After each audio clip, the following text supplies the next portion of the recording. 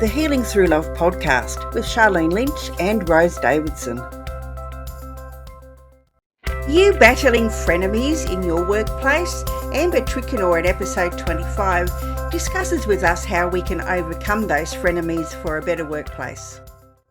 Knowing that you look at how much time you spend at work in a corporate environment. You have to feel comfortable to be yourself, and you have to feel comfortable to raise your hand and speak out and not be worried about being reprimanded. So I do see, I study psychological safety, but I've heard it a lot more in the past year since COVID. I think you see a lot of change since COVID has happened. And yes, there's people are going to say there's negative things, but I also do see that work environments are really putting an effort to make positive change and make it for the better for people.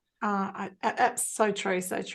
The Healing Through Love podcast with Charlene Lynch and Rose Davidson. The Healing Through Love podcast with host Charlene Lynch and Rose Davidson would love to acknowledge Global Glamping Charities Incorporated for generously supporting this podcast. Global Glamping Charities, solving homelessness in all of its forms.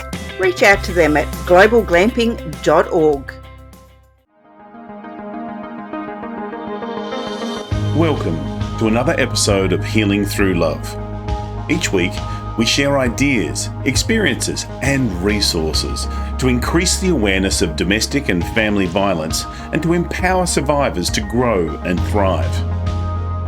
We talk with experts who share their advice, or with people who have experienced abuse, no matter where they are on their journey.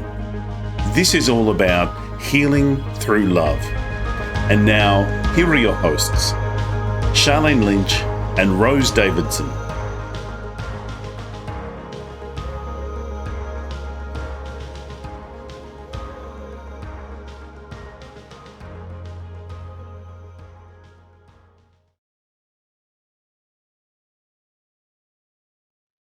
Hello and welcome to the Healing Through Love podcast. I'm your host, Charlene Lynch from charlenelynch.com.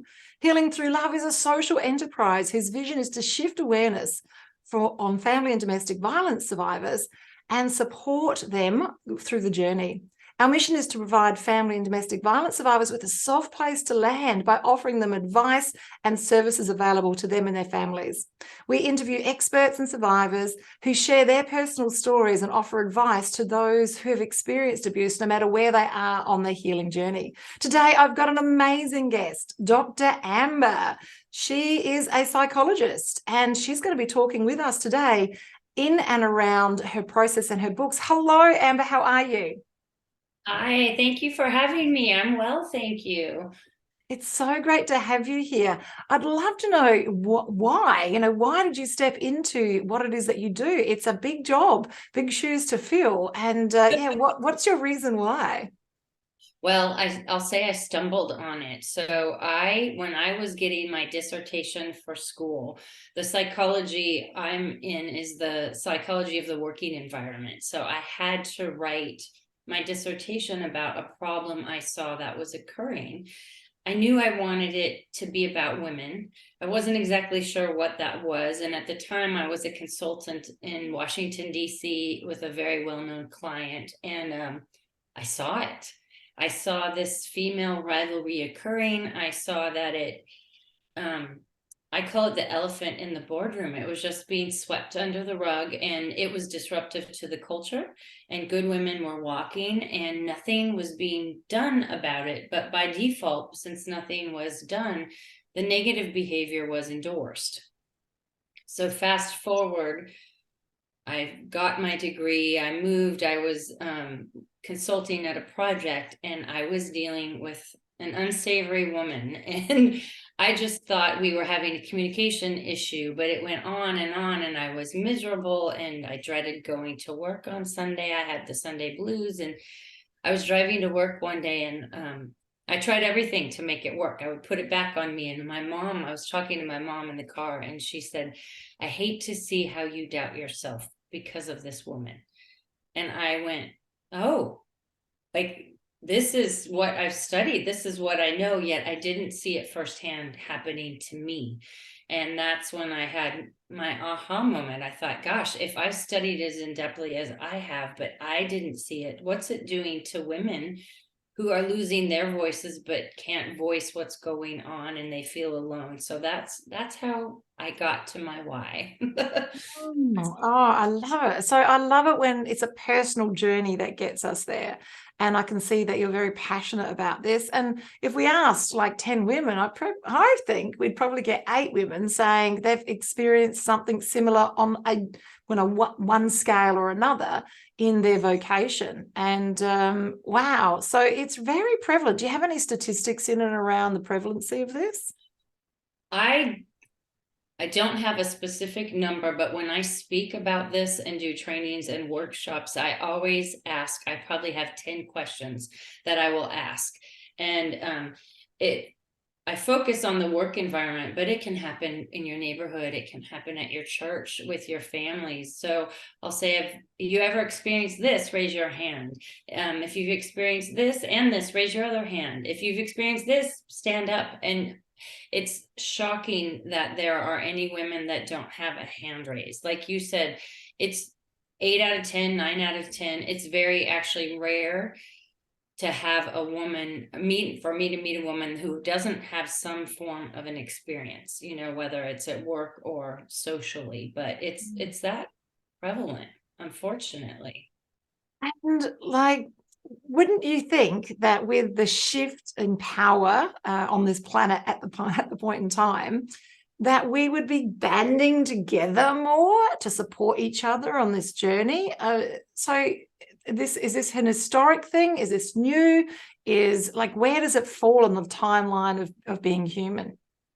It has been around for a long time, unfortunately. And I think I always like to say, wow, with the shift of where women are, hopefully it is improving. But, it's interesting, even with the pandemic, some of the stories that I would hear that happened when women were isolated, I was shocked. Like, oh my gosh, like this is when we need to band together. So it's been around. I just think from the research I've done, it's something that's not talked about. For one, it's often very intangible when the behavior is occurring. So it's kind of hard to place your finger on it to say, well, she's doing this to me. And often when it first starts to happen, I'll think, well, why did Rose do that to me? I didn't do anything to her. And so then you'll doubt yourself. You'll think, no, I'm imagining it. So it's not tangible, it's passive aggressive, and it's very hard to pinpoint the behavior. Okay, so I have to ask, because I've been through this myself. And now looking back on my situation, I've got to ask, what is your opinion, Dr. Amber, about how much of this is our own stuff that we're bringing to the table and our vibration is matching their vibration and we're having a head on? Like, how much of that is us playing the victim in this scenario? Well, Charlene, I think you bring up a good point. So one of the first things I tell the individuals I chat with is, first, you have to assess the situation and look at the role you're playing. Maybe you aren't playing a part of it, and maybe you're just on the wrong path at the wrong time. But I am a firm believer that women who love themselves love other women.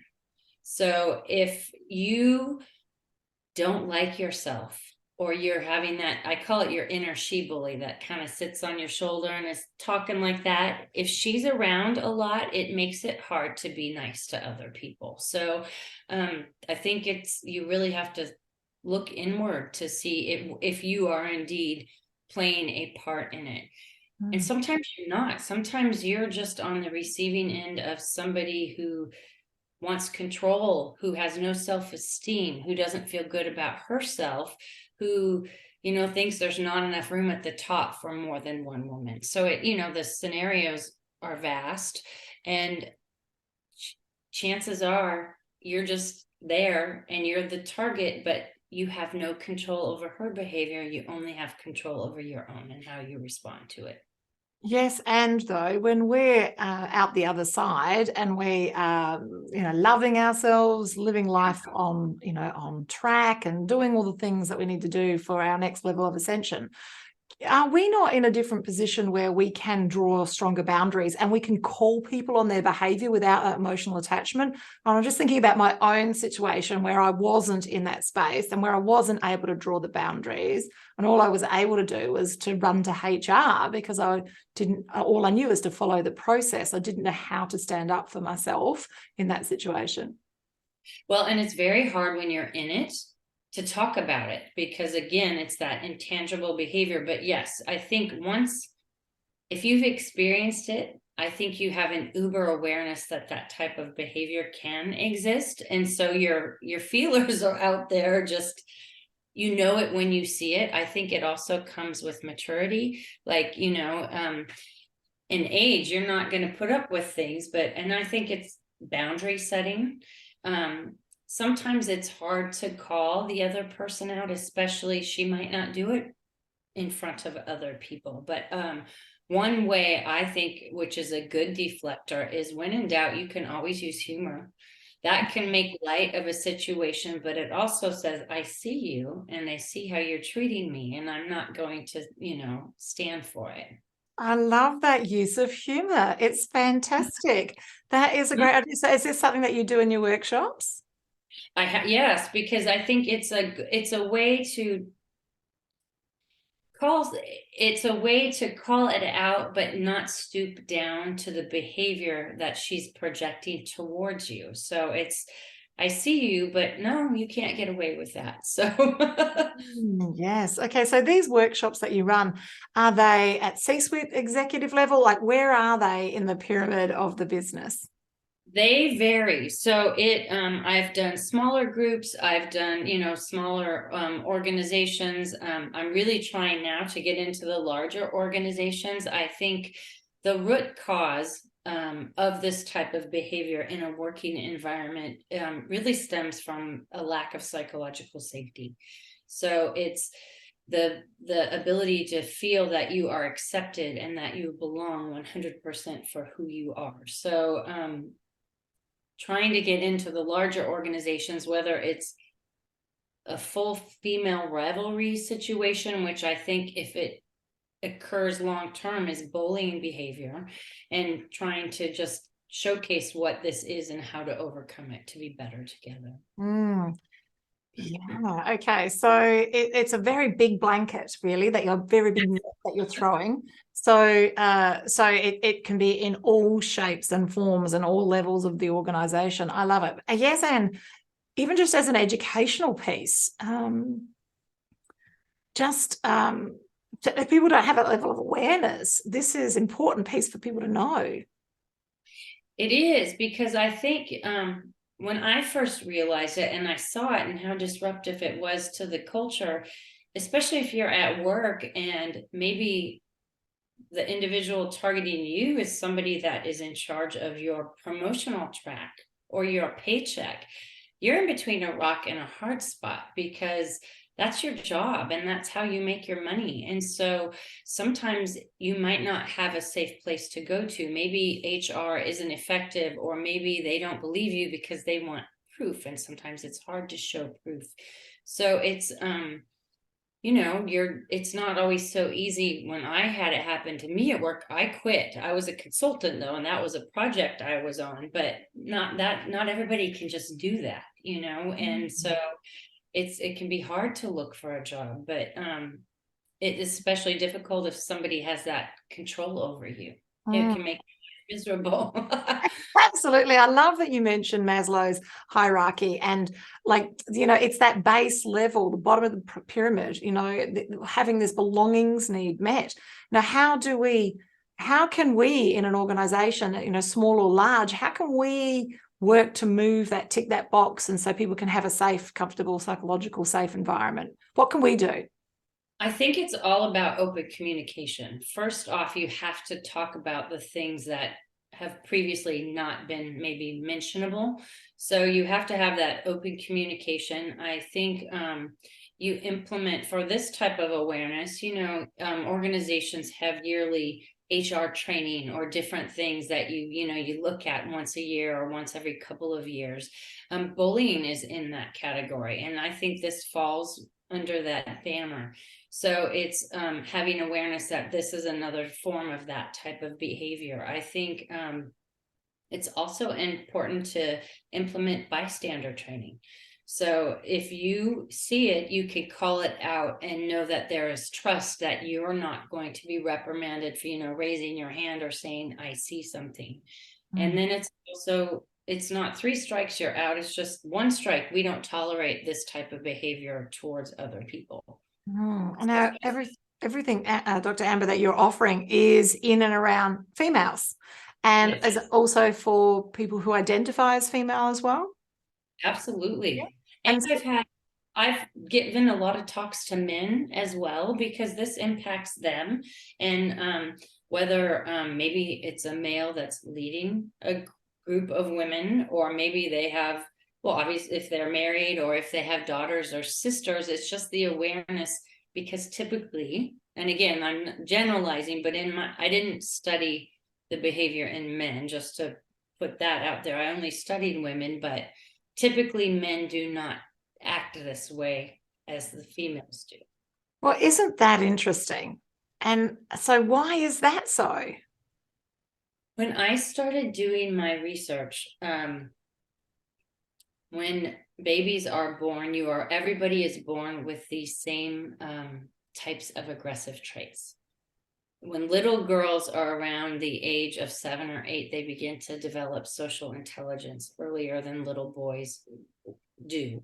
So there were no theories out there on female rivalry. So I had to resort to aggressive behaviors as, my grounding theories.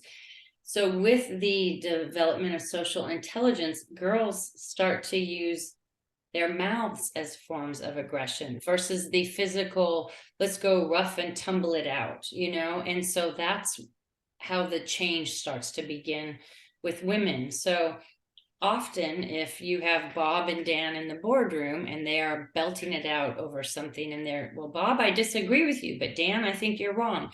They could be out on the golf course an hour later having a beer, and it's all behind them. Women often get in their head, and it becomes more about just what is at hand, because women typically compare the view of themselves with other women. So it's not as simple. It's not so black and white. That's fascinating. Isn't that fascinating? And so is this a piece we could be taking to schools? Is this something that we could be teaching children in schools, girls in schools, about how we can better support each other, how we can find another way to handle this behavior, how can we be supportive of others? And I'd like to get it before it gets to the boardroom.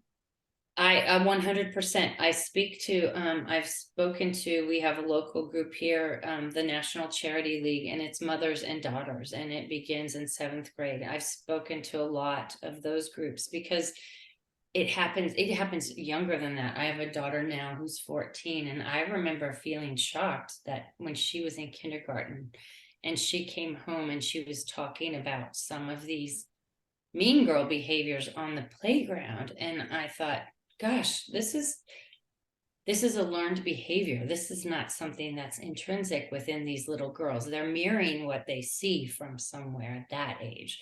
So I think the more we have awareness about, you can always be kind, you can always have your boundaries, but you can always have a voice, and you can collaborate together. It doesn't have to always be a competition. Don't get me wrong, I think positive competition is a wonderful thing, but it doesn't have to be the negative, ugly competition where you're tearing each other down.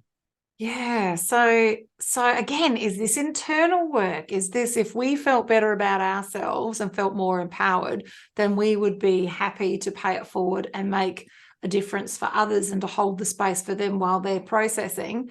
Is this more internal work than it is external work, Dr. Amber? I think it's a combination. It goes back to, women who love themselves love other women. That is like one of my mantras, because if you're happy in your own skin, you have more self-awareness, you're more confident.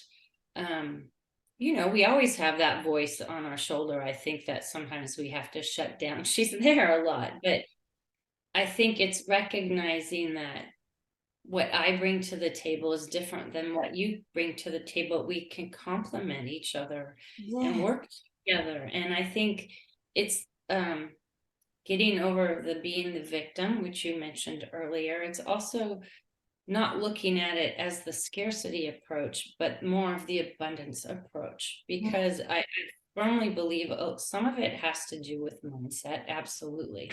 Some of it, again, there are just sometimes some mean people out there, but I like to not think that that's the norm.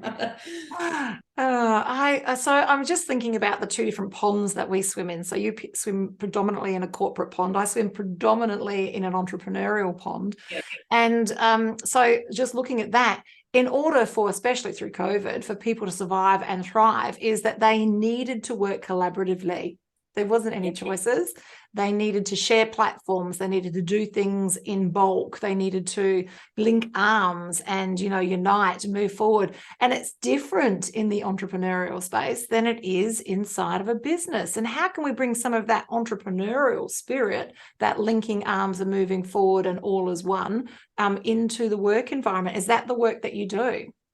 I think so, because I do see that change. I think it comes down, I mentioned it again, the psychological safety aspect, but it's knowing that look at how much time you spend at work in a corporate environment. You have to feel comfortable to be yourself, and you have to feel comfortable to raise your hand and speak out and not be worried about being reprimanded. So I do see, I study psychological safety, but I've heard it a lot more in the past year since COVID. I think you see a lot of change since COVID has happened. And yes, there's people are going to say there's negative things, but I also do see that work environments are really putting an effort to make positive change and, make it for the better for people. So true, so true. So when I'm not coaching, I'm running live events, and what I notice is that some of these events are only 3 hours, some of them are 3 days. And what I notice is straight off the mark, what we need to do to create in that room, which is a mix of men and women, predominantly women though, is to create that psychological safety, because to get the most out of it for them and also for us, us to see the greatest level of transformation for people, even on a couple of hours or 3 days, is to start at psychological safety. Like, it needs to be the benchmark for where you start. And I'm guessing that needs to be across the board, even inside corporations. Absolutely. The premise of that is you have to be able to be vulnerable. And that's in work. It's getting to know people who you're working with. It's not just knowing them as a colleague, or I work with so-and-so. You have to bring some of the personal in, but it's the act of rewarded vulnerability, because when you open up, I believe some of the barriers and walls come down. And then once you get to know people as true people, and I know maybe what your family's doing or this or that, then it puts a bigger stake in the game. And creates more connectedness. Yeah, so that's exactly how we start the events, is we start the facilitator sharing a bit of an open wound and then giving permission to the people in the room to sort of follow suit and talk a little bit about, not too much, just enough, just so that we know where everyone's coming from. I love it. I love the work that you do. So now, do you deliver face-to-face or are you delivering online? Both. I do both. So it's been a mixture. Obviously, with COVID, it was a lot more online, and now the face-to-face is, beginning to open up, which has been fun to get back out there. So I do like a good mix of it. It's, depending on where it is. Wow, I love it. I love it. So what do you prefer? Do you prefer in person or online? It depends on how. I love to travel, but right now I'm a mother of two tween teenagers. So I have a 13-year-old and a 14-year-old. So as long as it's not too crazy, if it's close right now, that's where we are with my family situation. But there's something sometimes on Zoom, when you have a big group and you're delivering it, you have to really make an effort to make it interactive and develop that psychological safety for people to open up. And I think sometimes when you're in person, you can read the body language, you can read the facial, and that to me is a little bit easier. Yeah, so I'm a body language expert, and it's a really interesting thing transitioning that to the online space. And Yes. oh my gosh, so absolutely fascinating. But what I have noticed in the events that we run is that we still manage to get the same level of transformation for people online and in person. And we just, what's writ small there is writ large there. We just, same, but just a little bit different. It's amazing the amount of connection that you can still create when you're speaking to the camera. I mean, look at us. We're on opposite sides of the world. It's morning for me. And what time of the day is it for you, Dr. Amber? Right now it's 7 p.m. I'm in East Coast time. So yeah. What about you? Don't you love that? It's 10:30 in the morning. Love it. I love Yay. it. So it's like, it's great that we've got this online because we can do everything everywhere all the time, which is fantastic. I love this. So you offer workshops, and do you do one-on-one clients as well, or is this more a group work that you do? I used to do more one-on-one, but now it's more groups. It's speaking in front of groups, and then either consulting or doing workshops or training out of that. So yes. I love it. I love it. And I've noticed a humongous demand for speaking. And most of our speakers are like totally booked, sometimes 5 flights a week. So Wow. it's A lot. I know, and also online as well. So we've got people running online workshops and masterclass from the the Qantas lounge. Yes. Because it's been crazy post-COVID for the demand for connection, education, and everything that you're offering, which is how to help people survive in what should be not a hostile environment, but sometimes it is, and getting them to thrive. And the expense for keeping somebody in a job is astronomical. I understand that it costs more to bring a new person in than it does actually to keep an existing one, but we spend more money the other way around, which I still don't understand. Yeah. Like when I'll say good women walk, and that's time, talent, and money that goes out the door. And if it's with this particular behavior, if it's not talked about, and if it's not something that the organization is open to hearing, that the individual feels safe discussing, they might have no clue why somebody is leaving. And so you're thinking, oh my gosh, there goes one of my high performing women and she's just left. Why? Yeah. So yeah, are you an advocate of exit interviews, Dr. Amber? I am, and in the I've had them. It's funny, in my research that I've conducted, I've had women be told not to talk about the thing that must not be named or whatever. Like they were coached on what they could or couldn't say. And in my mind, that's not a true official exit interview. As somebody on the other end, I would want to know the good, the bad, and the ugly about what's going on to improve and be better. Yeah, you would. You'd like it to be almost an anonymous, so that people can feel they've got like a get out of jail card when they come to the exit interview, that doesn't matter what I say, it cannot be held against me. Not recording this. Yeah, you should feel it's going to be held against you. That's the wrong. No, that tells volume about the culture, I think. Oh, yeah, absolutely true. So for many years, I worked in that multi-level marketing space, which is predominantly women. And they didn't have exit interviews until I started. So we started doing exit interviews, and I learned more from those exit interviews than I learned from the induction interviews. So that says something. So it is a powerful tool to have a better understanding of why people are no longer a good fit for the environment, and it gives the work, the boss gives the company an opportunity to make changes to for the next round as well. It's so important. You have to be continuously evolving and changing, otherwise you get stagnant. So yeah, we are living in an ever-evolving planet. It's just how it is. So now, what is it specifically for the listeners that are listening today? What is it that they can reach out to you and talk to you about, or connect with you, or can you talk about that, Dr. Amber?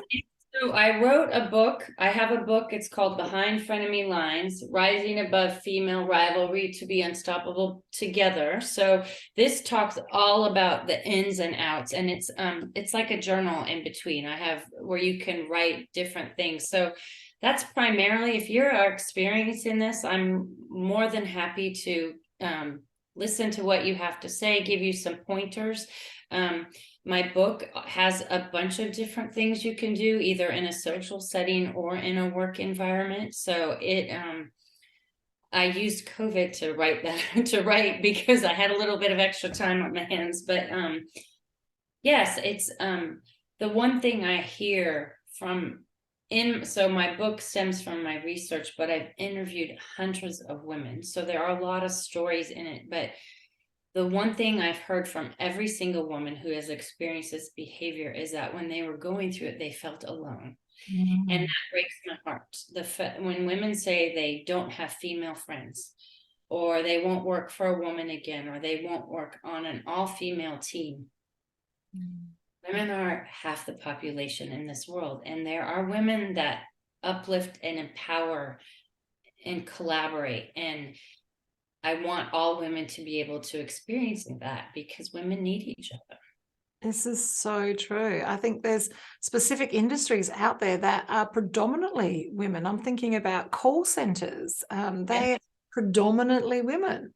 And although we now see several of them working from home, yes, and that's still a culture where this sort of behavior can be rife with so many women in that environment.